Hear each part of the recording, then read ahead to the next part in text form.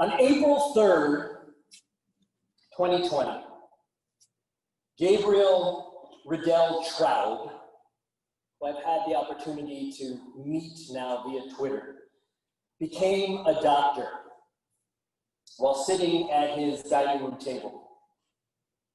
This is in part his story as detailed in New York Magazine and Slate. My graduation from NYU Grossman School of Medicine, the doctor writes, had the outlines of normalcy.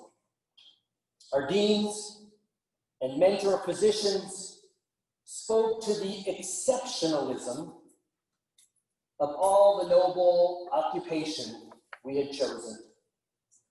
They praised our brilliance, kindness, and most of all, our professionalism. And yet, of course, this graduation, held online nearly 2 months ahead of schedule, without the spectacle of caps and gowns, was anything but normal. Just 10 days earlier, I had received an email from my deans at NYU that asked me and my 122 classmates to voluntarily graduate early and join the workforce in the fight against COVID-19. My classmates were divided on whether to volunteer. Many insisted that it was time to help. Others, including me, we had reservations. I had seen stories about young healthcare workers dying across the world. Was I supposed to march into the hospital without hesitation? I was struck by a discomforting grief. The burden of duty to society, myself, my peers, and my loved ones pulling me in all directions. Unexpectedly, once I resolved to graduate early, my mind settled. The decision not to didn't feel heroic or courageous, he writes. Instead, I found the idea of remaining in social isolation while knowing I could help more agonizing than the still terrifying idea of willingly entering the hospital during a global pandemic. In the end, he teaches us, 52 members of our class signed up for early graduation, and you can watch the disastrous Zoom graduation ceremony online. You can Google it, and you can hear them all take the oath to be a doctor, and it's a mess, but beautiful at the same time. He continues, he says, as I put on my scrubs and mask for my first day at Bellevue Hospital in Manhattan, I was propelled by anxiety and excitement. I'd worked 10 years and countless hours for this moment. The first time I'd be entering the hospital as an MD, I was surprised at how familiar the wards felt when I got off the elevator. The superficial familiarity, however, concealed profound difference. As I became acquainted with my list, the patients my team was assigned to care for, I learned that every single one of them had COVID-19. My list was not an anomaly. Nearly every patient in the hospital had the coronavirus. While floors once dedicated to surgical specialties, cancer, heart failure, all of them had been turned into COVID overflow floors. The idea of specialists, at least temporarily, no longer existed. Nearly every provider in the hospital cared for COVID-19 patients. He says that my attending and other residents assured me that there was very little we could do to halt the natural progression of COVID-19. Patients either got better or worse. Our efforts made almost no difference, but my education had cemented a clear conviction. Medical interventions make sick patients better. I stubbornly clung to the notion that a patient improving was a result of our successes, and a patient deteriorating was the result of our failures. What was the point, he asks, of all this schooling if my role was merely to watch and to wait? The hospital has been a lonely place for patients and providers alike, with patients wearing oxygen masks and providers covered head to toe in PPE. The ability to have real conversations has been difficult. Most of the patients on my team spend the majority of their days completely alone, without any form of distraction. But amid the isolation, the hospital has still had moments of genuine human connection and joy. One of my patients, she was desperate to meet her newborn grandson. So I found a donated iPod and held it for her as she FaceTimed with her daughter and the baby. She smiled at me through tears when the call ended. That beautiful boy, she said. He has a whole big life ahead of him. I just pray to live another day. The doctor continues. 5 of the first 10 patients I cared for passed away. For a new physician, for anyone really, this amount of death is disturbing. I remember the names and the faces of each one of them. Their deaths will no doubt stay with me. In my 2 years of clinical experience as a medical student, I had lost 4 patients total, one afternoon. I received a call from a patient's daughter who was sobbing as she told me that her mom had passed away and she was trying to locate her belongings. I was ashamed, he says, that I didn't initially recognize the woman or which patient she was talking about. Finally, I realized that it was the new grandmother, the one I'd found the iPad for. She passed away alone after a week of being on a ventilator in the ICU. Toward the end of my first week, as I prepared to leave another long day, the hospital intercom beeped. I feared it was another emergency. Instead, Journey's Don't Stop Believin' began to play over the Bellevue PA system, and the hospital seemed to pause. Whispers had circulated that the song would be played hospital-wide each time a patient was extubated or discharged from the ICU. I had yet to hear it. Relief flashed across everyone's eyes, a big, collective exhale. Some nurses began to clap to the rhythm. I was surprised, he says, to find myself laughing. I'm not sure how much I really did for my COVID patients or how much I could have done, even if I were a far more experienced and talented physician, beyond offering some kindness in their final days. I am certain of one positive that's come from this. Each day was a reminder that we physicians have no superpowers, that we know far less than we need to, and that despite all this, we must persist and find comfort in this uncertainty. 2 weeks after my graduation from medical school, Jim Dwyer published a piece in the New York Times comparing my decision to that of a group of soldiers enlisting in the war in Iraq. Yes, my peers and I had assumed personal risk in making the decision to enter the hospital, but we needn't resort to war metaphors to describe any public-spirited civic choice. And after 6 weeks on the wards treating patients, I've realized that there is a harmful imprecision in the analogy between fighting a war and withstanding a global pandemic. What we should recognize and take away from this crisis is not that our doctors and healthcare workers heroically charged into the heat of battle, but that all of us have embraced our collective civic duty and rapidly and fundamentally changed our lives to stem the tide of COVID-19.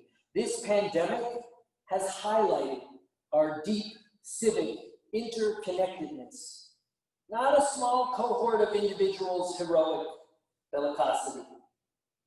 I was not afraid, I was not drafted or conscripted, nor was I seeking glory. This was a choice made willingly and without impotence, grounded in the foundational values of my medical training: compassion for suffering, a desire to heal, a responsibility to mankind. The crisis has confronted me with powerful questions. How do I persist despite immeasurable human suffering? How do I cope with repeated confrontation with the limits of my power to help? How do I find comfort in all this uncertainty? In essence, Dr. Redel-Traub is asking, how do I persevere when faced with a pandemic or any other crisis of epic proportions? And it seems, doesn't it, that in 2020, many of us are asking this same question: how do we get through this? How do we persevere? Dr. Redel-Traub, he answers the question: we must persist, he says, because really, what is our other option? As we persist, the doctor teaches us, we must find comfort in the uncertainty. Well, where do we find this comfort? Hagar, from the Torah, she found it with God's help. It was the well that was right before her eyes, but she was too hysterical to see. It was this well that allowed her to draw water with which she could nourish her child and herself so they could see another day. For Dr. Redel-Traub, his well was "Don't Stop Believin'," playing on the PA system. It was also in his realization that his work and the work of his colleagues, it did make a difference.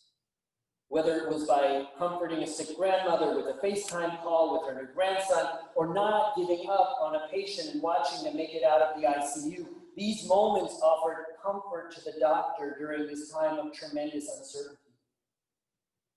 For me, watching our community reconstruct itself online allowed me to cope. Watching our preschool students smile as we danced around their cars on graduation day, or seeing some of you wave with joy at each other during our drive-in Shabbats, comforted me. Working tirelessly to create ways for us to connect online and ensure that our sanctuary could be reopened safely for our B'nai Mitzvah and small services during these holidays drove me to persevere. Working tirelessly. This is part and parcel of persevering. It's hard work, exhausting work. Hagar persevered by wandering in the desert with her son, just the two of them alone. She had to carry Ishmael at times. It must have been so hot. And while she had her moments, she kept going. Dr. Redel-Traub, he had his moments, doubts, anxiety, but he too pushed forward into a modern-day wilderness, a COVID-infested hospital where he persevered. You've got to act in order to persevere. You can't just stand at the well and wait to be inspired. No one understood this better than the late Congressman John Lewis. At 23, he was the youngest speaker in the 1963 March on Washington.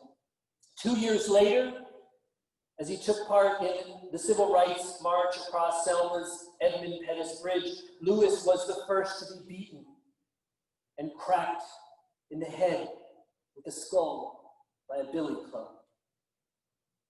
Later, he served nearly 34 years as a U.S. congressman from Georgia, representing Atlanta.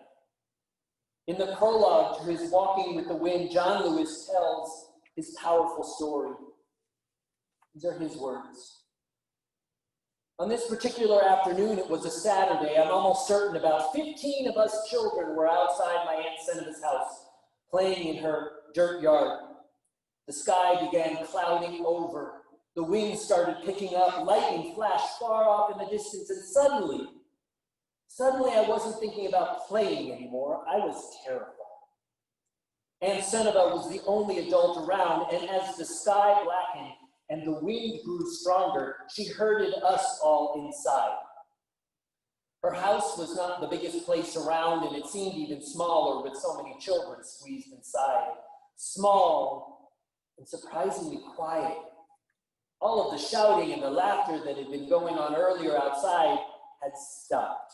The wind was howling now, and the house was starting to shake, and we were scared. Even Aunt Seneva, she was scared. And then it got worse. Now the house was beginning to sway. The wood plank flooring beneath us began to bend, and then a corner of the room started lifting up. I couldn't believe what I was seeing. None of us could. This storm was actually pulling the house toward the sky, with us inside. This was when Aunt Seneva told us to clasp hands. Line up and hold hands, she said. And we did as we were told. And then she had us walk as a group toward the corner of the room that was rising. From the kitchen to the front of the house, we walked. The wind screaming outside, sheets of rain beating on the tin roof. Then we walked back in the other direction as another end of the house began to lift. And so it went, back and forth, 15 bodies. More than half a century has passed since that day, Congressman Lewis writes. And it has struck me more than once over those many years that our society is not unlike the children in that house, rocked again and again by the winds of one storm or another. The walls around us seeming at times as if they might fly apart. It seemed that way in the 1960s, he wrote, at the height of the civil rights movement, when America itself felt as if it might burst at the seams, so much tension, so many storms. But the people of conscience never left the house. They never ran away. They stayed. They came together and they did the best they could, clasping hands and moving towards the corner of the house that was the weakest. And then another corner would lift and we would go there, and eventually, inevitably, the storm would settle and the house would stand still. And we did it. And we still do it. Because another storm would come, and we would do it again. But that's what we do, you and I, children holding hands, walking, he says, with the wind. That's America to me, John Lewis writes. Not just the movement for civil rights, but the endless struggle to respond with decency and dignity and a sense of brotherhood and sisterhood to all the challenges that face us as a nation, as a whole. That is the story. In essence, the story, he says, of his life, of the path to which I've been committed since I turned from a boy to a man, and to which I remain committed today. It's a path that extends beyond the issue of race alone and beyond class as well, and gender and age and every other distinction that tends to separate us as human beings rather than bring us together. The path that John Lewis describes is the path of perseverance. It's walking with the wind, moving to the corner of the house that's lifting up, doing so while clasping hands with others who get it, who aren't willing to just let the wind sweep us away. Kol ha'olam kulo gesher tsar me'od, v'hayikar lo lefach klal. The whole world, Rabbi Nachman teaches us, the whole world is a very narrow bridge.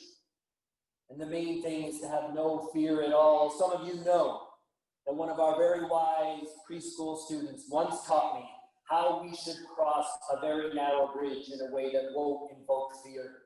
Hold hands, clasp hands with the people in front of you and behind you, and slowly cross together. This young child must have learned from Congressman Lewis. And we must all learn from both of them and Dr. Redel-Traub. It's a narrow bridge out there for sure. We might want to toss in the towel because we're overwhelmed, but that will allow the wind to sweep us away. Instead, we must draw strength from that well that Hagar stood at centuries ago. We must allow compassion, the desire to heal, and a sense of responsibility for each other to drive us, just as the doctor did. We must, as Congressman Lewis did throughout his life, respond with decency, dignity, and a sense of brotherhood to all the challenges that face us.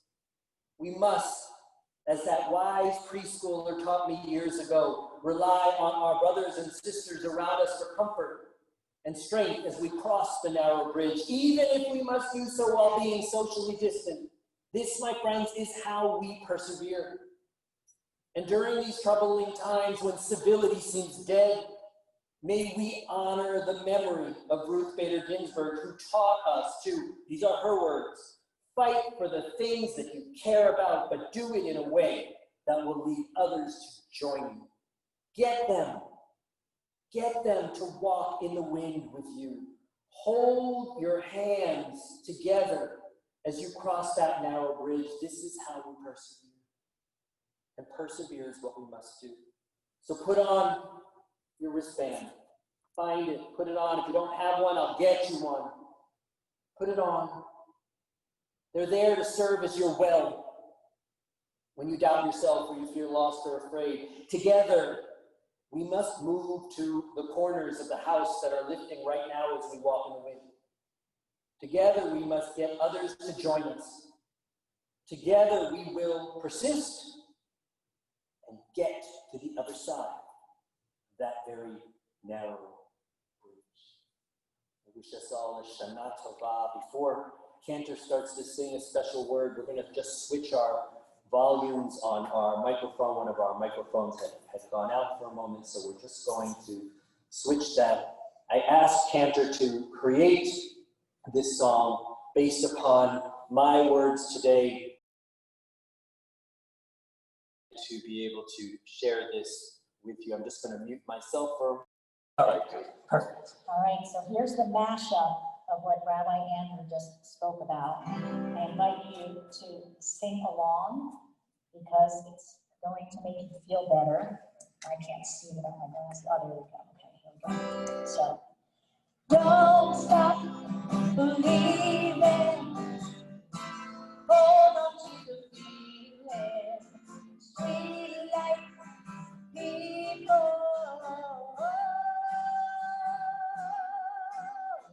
Don't stop believing. Hold on to the feeling. Sweet like people. Go high or not low. Yes, you're starting. Oh, be high. Be proud of our head. The whole world is a narrow bridge. The thing is not to be afraid, not to be afraid at all. Don't stop believing. Hold on. Street lights, people. Don't stop. Thank you, Cantor. So if you didn't hear, that's a combination of that song they played at Bellevue when the patient survived, and our song Kol Haolam Kulo. Maybe you can record that for us, Cantor. Okay. It could be a new Anthem. hit. I want